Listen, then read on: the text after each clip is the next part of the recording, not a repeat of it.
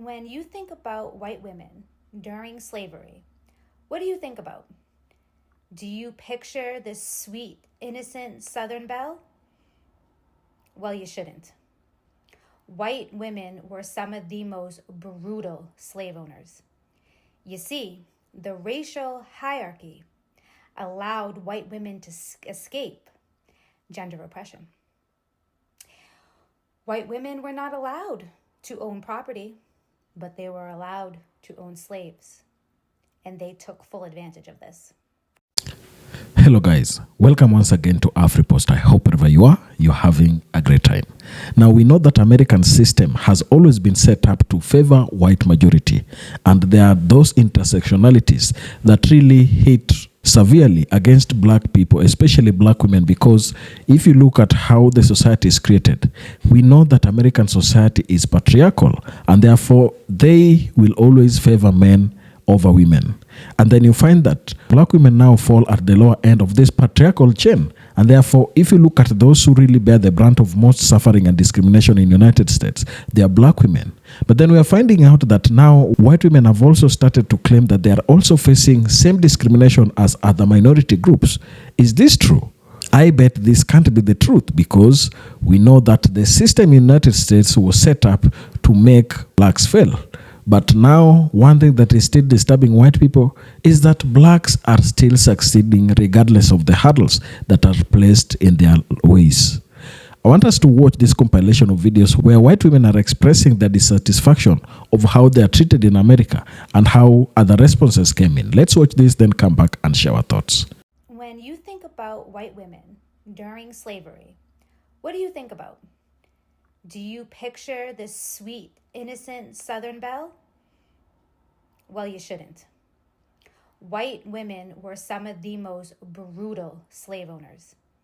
You see, the racial hierarchy allowed white women to escape gender oppression. White women were not allowed to own property, but they were allowed to own slaves, and they took full advantage of this. They used their slaves to escape farming, household work, child rearing, nursing, and even having intercourse with their partners. White women also wrote stories about their own brutality.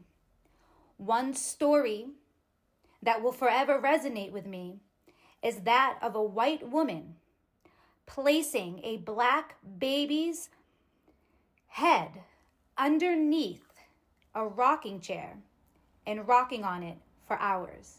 This was after the child was beaten by the slave owner's daughter. That black baby never ate solid food again.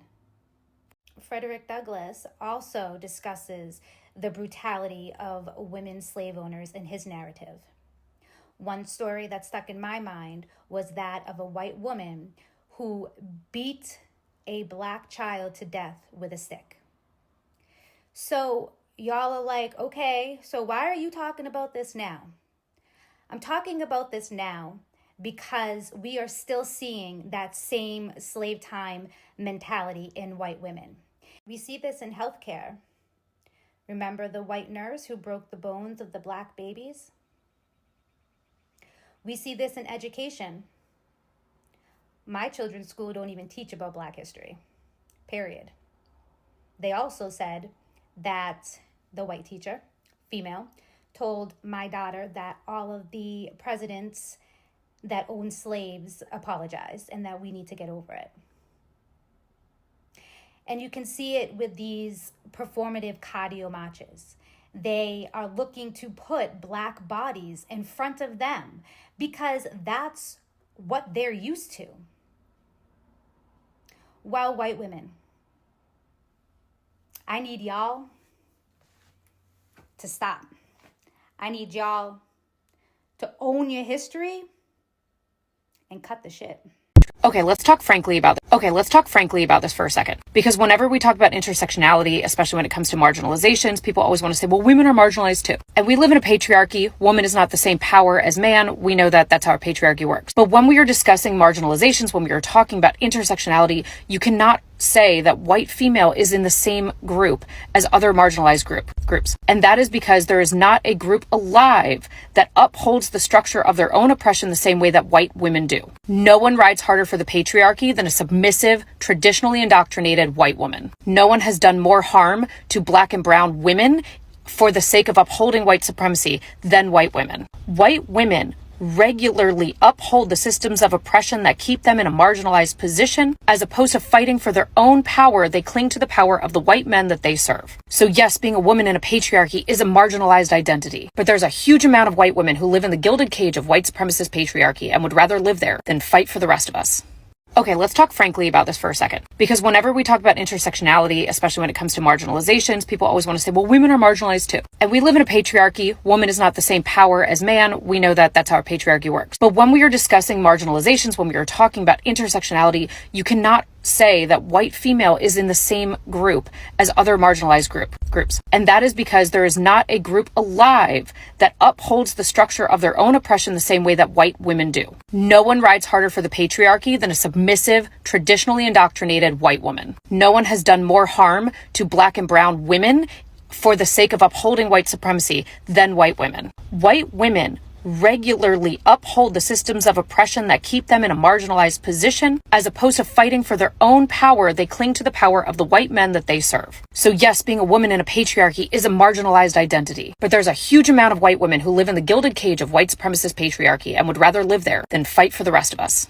Okay, let's talk frankly about this for a second. Because whenever... I know we live in a racist country. I know this. I've lived on this earth for half a century, and I know we live in a racist country. But white folks literally hate to see black joy. It's amazing how we could be minding our own fucking business and y'all mad. Y'all mad. Nobody's being hurt. No one is dying. Everyone's laughing and joyful. But as soon as you see that, it's a problem. And I bet it's because you don't think we deserve to be happy. You don't think that we deserve to have any happiness or joy in our lives because you've been trying your best to beat us down for a long time. And we're still here. And you're wondering why we're still here. And how dare we have the audacity to be happy. I'm sitting here watching these videos and listening and reading some of the responses to the graduations where they're dancing, and I think one school, I think it was in Baton Rouge, actually got out and started doing a line dance. The whole entire stadium, auditorium was doing the line dance. The shit was amazing to see. I worked in education for 12 years, and as a student services manager, one of the things I was responsible for doing was ensuring that the graduation happened. I was solely responsible for putting on the graduation for approximately 100 students or so every semester. And one of the things that they did not want us to do was that, what some of these videos are showing, which broke my heart, even though now and again, families would applaud louder than they should. But it's just joy. It's happiness. And I worked for a nursing college, and when I tell you those students went through it, hell yeah, I will be screaming. It's like, y'all are so fucking vanilla that anytime there's any color, you get upset, you get afraid, you get anxious because you don't know where it's going. That's what it is. Y'all literally are afraid of us. You don't know what that is or how riled up we can get. So you get scared. You're very timid. And then you think it could be towards you in some respect. It's just funny to me. And then y'all have the audacity to come mess with us when we're not even doing anything to anybody away from you. But you invite yourselves in and produce a problem so that you can feel better. How's that working out for you? I love seeing each and every last one of these graduations where they're acting a plum fucking fool. And I say keep doing it. Make them angry. Make them angry. Being Black and upper class has in no way been a persecution for me. It has, however, been a front row seat to a kind of white rage that affects everyone, no matter what social, racial category you slot into in society. This rage flies under the radar. It's made invisible.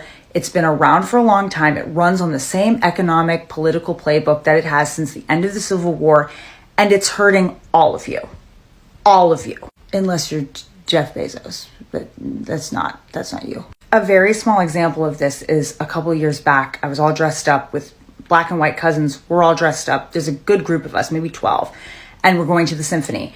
This symphony is it's manned by tons of volunteers, right? People who want to help you, people who are excited to see young people come to the symphony.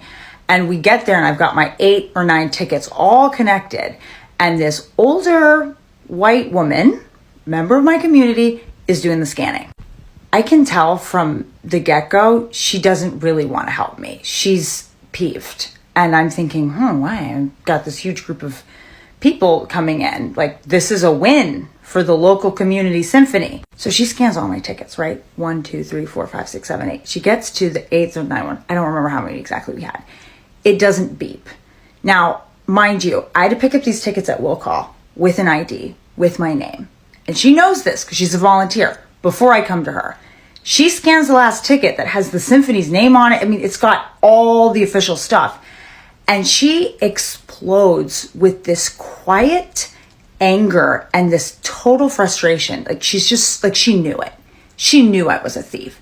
And she loudly, in front of everybody, accuses me basically of stealing a ticket and attaching it to the legitimate tickets, which is how you should do crime. Now, that's a ridiculous thing. We sorted it out. We found out that yes, while she was following the rules as to what to do if, I guess, a thief comes and attaches a fake ticket to a bunch of real tickets, she did not know how to use her scanner properly. But instead of having customer service, instead of thinking about how one should approach this, she responded with the anger that was already inside of her. She'd already assumed and knew that this kind of place was not for people like us. And she didn't want to have to let us in. And if she could get us out on a technicality, on a quiet rule, and she threw up her hands, I can't help you, I can't do anything, she would.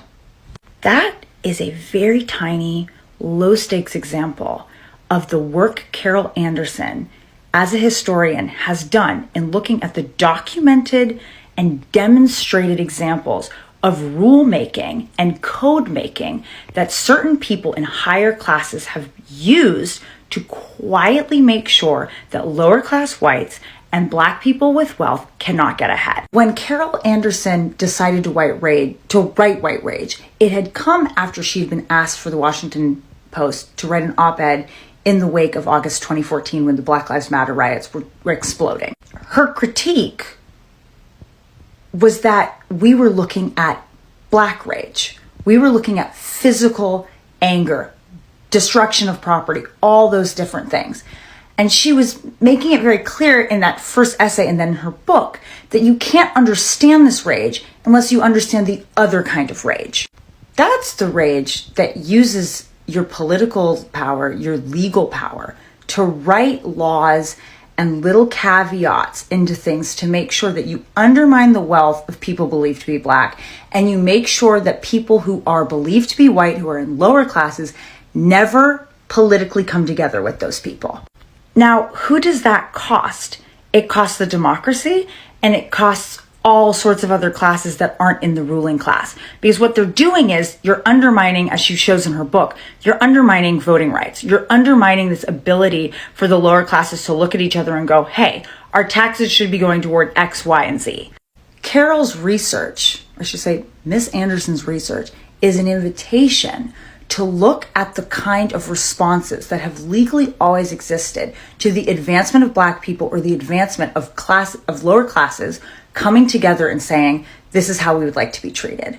She's making it clear that if we don't look at the playbook, we're going to miss it in today's age. It's not something that happened back then. It's something that's happening now. We're going to be looking at this work because there's going to come a point in time when you are trying to rightfully access something that is yours, and you're going to be told that if it is given to you or if you want it, it's probably because you stole it or you shouldn't have it. As a historian, she's making these brilliant connections about how this is an assault on Black middle class, but then you can go out and see it's also the middle class as a whole. It's really important that we contextually understand our history because we're all bound up together, and all of our lives and our pursuit of happiness and liberty, it's connected. And there are reasons that people don't want you to understand that because you become dangerous when you know that. You're less of a victim and you're more of a threat. So I'm excited to read this book. If you've read this book, if you finished it, if you know of any other things of Carol Anderson's that you just really particularly want to look at, please write in the comments. Black people need bigger egos. We need bigger egos. This conversation around Black fatigue and this statue of a Black woman in Times Square, which I actually saw a couple of weeks ago and want to share my initial thoughts on, had me feeling like the Black ego needs to be stronger and bigger. And ego in the traditional sense of the word, I feel like white supremacy and maybe even more generally whiteness really seat themselves in the superego and depend on their ability to influence the ego through the superego. And I know that using Freudian terminology comes with some perils, but just walk with me. And again, just working with the terminology, living in America, living in the Western world, no matter what you do, you can't help having your superego heavily informed by white supremacy, right? They set up, if you're not familiar with the concept of the superego, it's the part of yourself that like enforces morals and rules and societal norms and helps to mitigate the whims of the id, which is like your primal desires, and also the ego, which is kind of like your sense of self-importance and self-worth. I often say that whiteness is an idea, white supremacy is a cult, and anyone can attempt to join.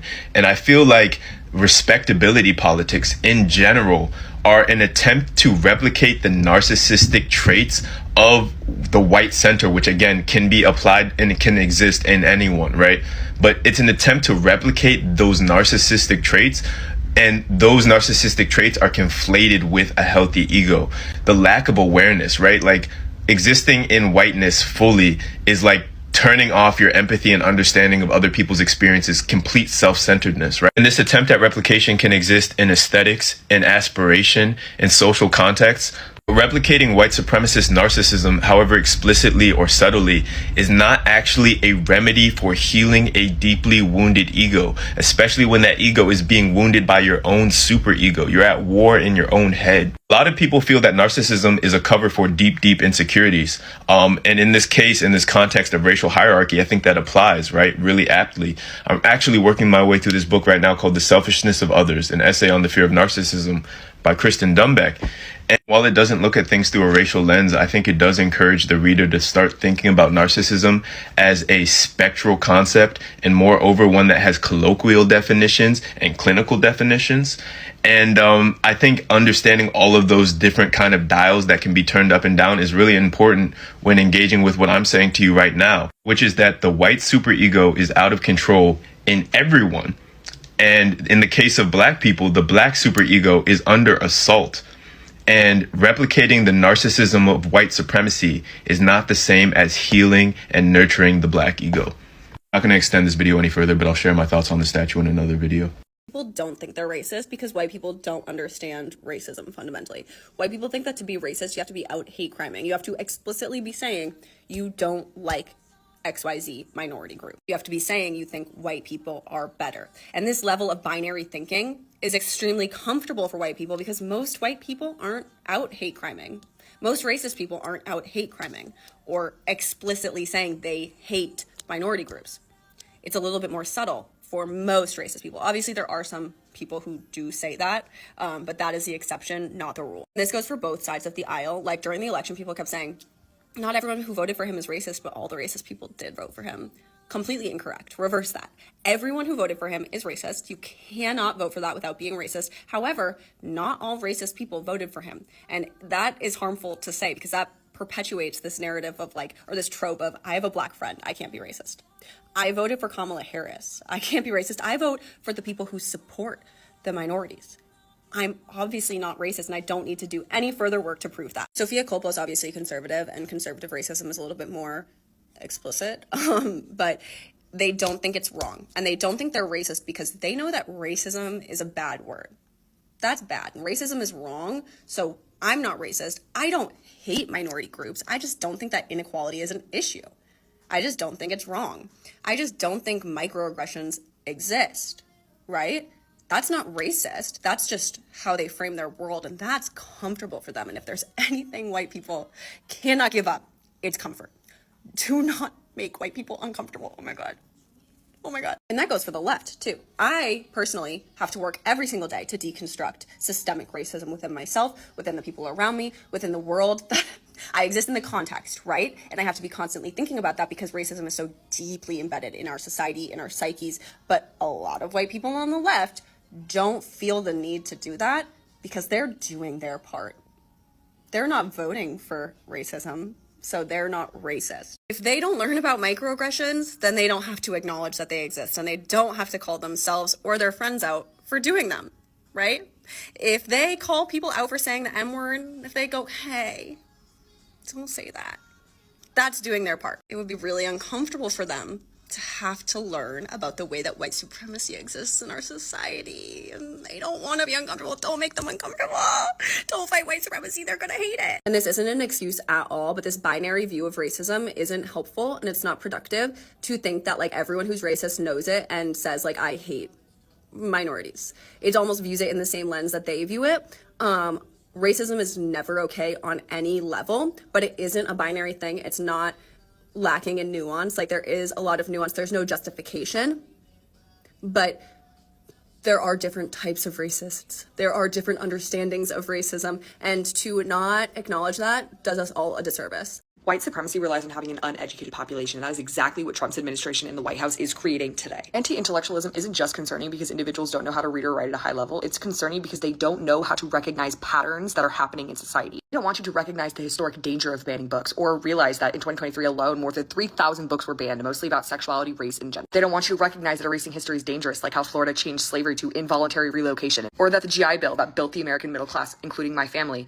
excluded black veterans. Why? Because if you understood the way that racism is built into the foundation of this country, you would demand change. You would have to if you have any sort of conscience. From education to housing to policing, go back 30, 50, 70, 90 years and the pattern is all there. White supremacy needs you to be uneducated and complacent in your current status. So what is the most radical thing that you can do today, especially as a white person? Get educated, read a book, stop dismissing critical race theory as woke propaganda and actually look at the foundation of what we are saying and you will literally be shocked. Let's talk about who the American dream was never meant for. From the start, the American dream was a myth. In the 1930s, the US government literally drew lines around primarily black neighborhoods in order to deny them loans, a process today known as redlining. Not only was this harmful because it kept black Americans out of homes, but it also denied them access to generational wealth. Meanwhile, throughout the 20th century, black workers and immigrants were exploited in factories, in mines, and in fields, while the rich got even richer. Not to mention union busting and wage theft kept families in poverty for decades, and we can even see those effects today. It's not that the American dream is broken, it's that it is a myth for the majority of people. It was meant for white middle-class people who had the resources to try to elevate themselves to the top 1%. So by supporting billionaires like Elon Musk or like Mark Zuckerberg, you are supporting a system that actively hurts minorities as well as the everyday people just like you. It's time for us to rebuild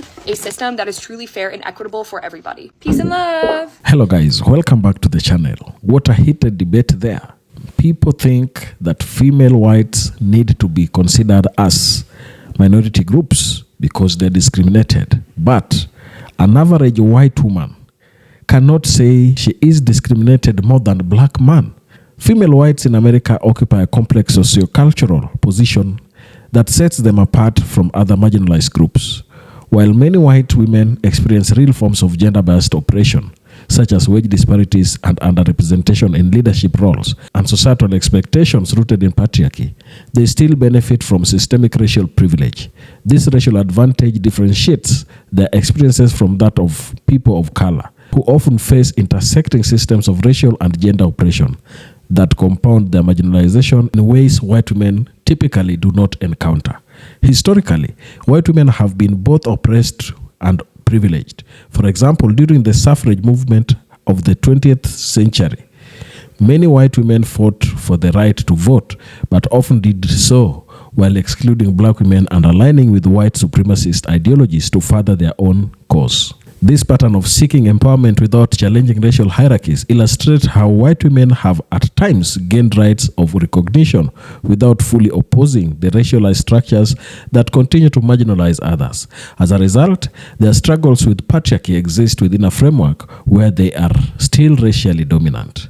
Another critical distinction is how institutions perceive and treat white women. In legal, educational, and healthcare systems, white women generally receive more favorable treatment compared to women of color. Studies consistently show that black and indigenous women, for example, face greater risks in maternal healthcare and higher rates of incarceration and police violence. These disparities underscore the racial privilege white women retain, even as they face sexism. Thus, while white women do contend with structural barriers, they are not subjected to the compounded effects of racial discrimination in the same way that non-white groups are. Moreover, white women often hold significant social and economic power relative to other marginalized groups. Many occupy middle and upper class positions, are gatekeepers in community institutions, and influence public discourse in ways that amplify their voices over others. Feminist movements led by white women have historically prioritized issues affecting them, like reproductive rights and workplace equity, while sidelining concerns more urgent to women of color, such as immigration justice, police brutality, or economic inequality rooted in racial exclusion. As such, while white women in America undeniably face gender-based challenges, their racial identity affords them a level of privilege not shared by women of color or other marginalized groups. The framework of intersectionality is crucial here. It shows that oppression is not uniform and that multiple identities, race, gender, class, interact in ways that create differing experiences of marginalization. White women's struggles with patriarchy are real, but occur within a context where they still believe and benefit from a racialized system that disproportionately harms others. This layered reality is why they do not fall neatly into the same category as most structurally disadvantaged group in America. I think this is what we must really look at. Most whites, especially white women, might think that the patriarchal discrimination that they face equates them to what black women are going through. But this is not the case. They have lived their life for many years, and the kind of favorable treatment they get when they are in government systems cannot really be equated to what black women face. If you look at the disparities that exist health-wise, wealth-wise, educational-wise, they are still superior to black people. And that is why this issue must be addressed to find a way through which blacks can also have equal access to opportunities as other whites. Tell us down in the comment section what you think about this. And if you're watching us for the first time, please don't forget to subscribe to the channel, like this video, and share. You can also join our membership to get access to exclusive content we produce here. Thank you, and let's meet in the next one.